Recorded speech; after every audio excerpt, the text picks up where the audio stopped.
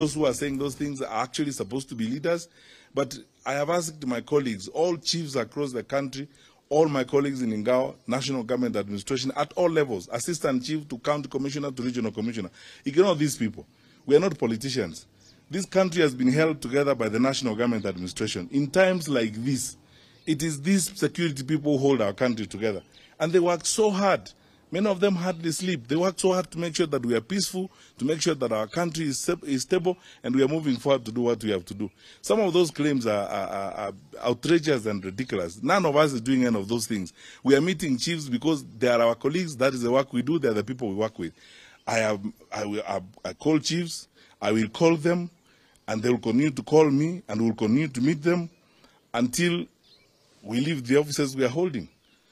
When we leave these offices, then, you know, and those who come after us, surely, I don't see how they'll work without meeting with the chiefs. So it's foolhardy for anybody to say, oh, we are meeting chiefs because we meet chiefs all the time. That's the job we do. That's who we are supposed to work with.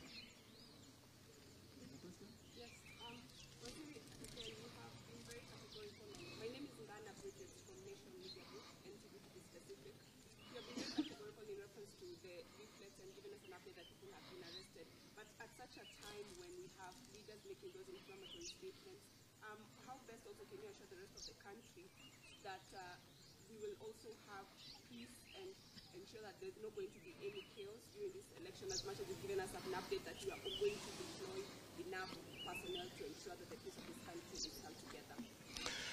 My sister, when I drove in this morning, we arrived here very early in the morning in Molo, around 7 o'clock. By that time, just imagine, it was around 7 o'clock in the morning. 2/3 of the shops in Molo town were open. Children were going to school. People are going about their activities. My faith is in the people of Kenya. As a leader, our people have come of age. Our democracy is mature. People can tell nonsense from, you know, all those kinds of things. And the claims that are being made around.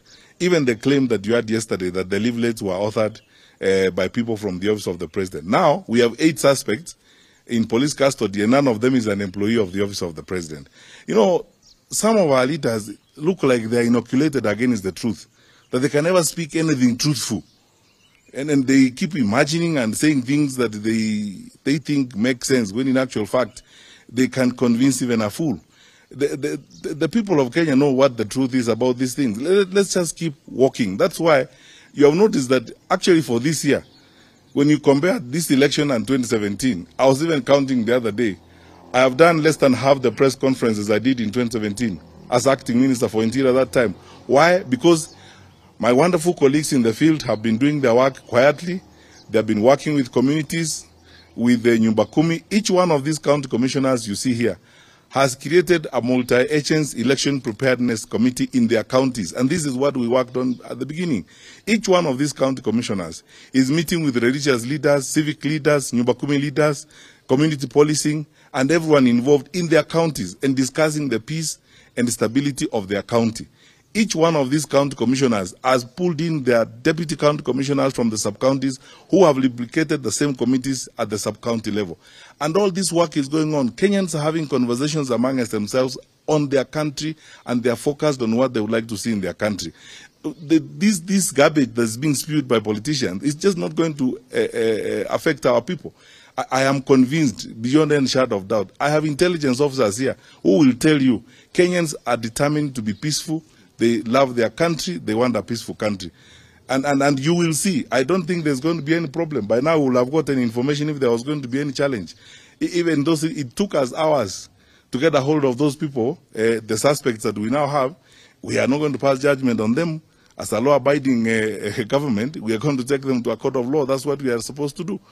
And then a decision will be made at that level, and we'll continue. We've done the best we can.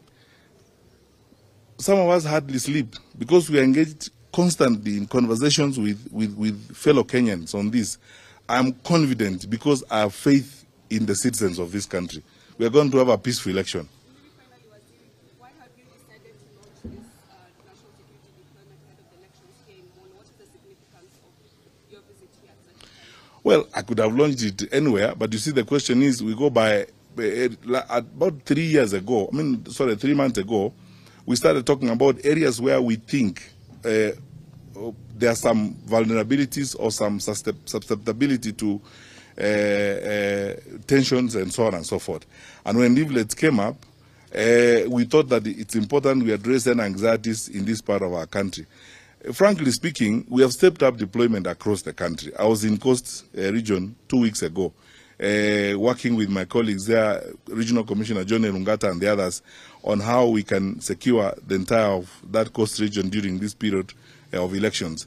Every area of our country has got unique needs and unique challenges depending on so many, issues. So we go region by region. I mean, I could have done it in Mombasa, I could have done it in Garissa, but we chose to meet here with my colleagues because, first of all, this is our largest region. This is our most expansive region, as it were. This region has got 14 counties, and therefore it's only fair that we actually start.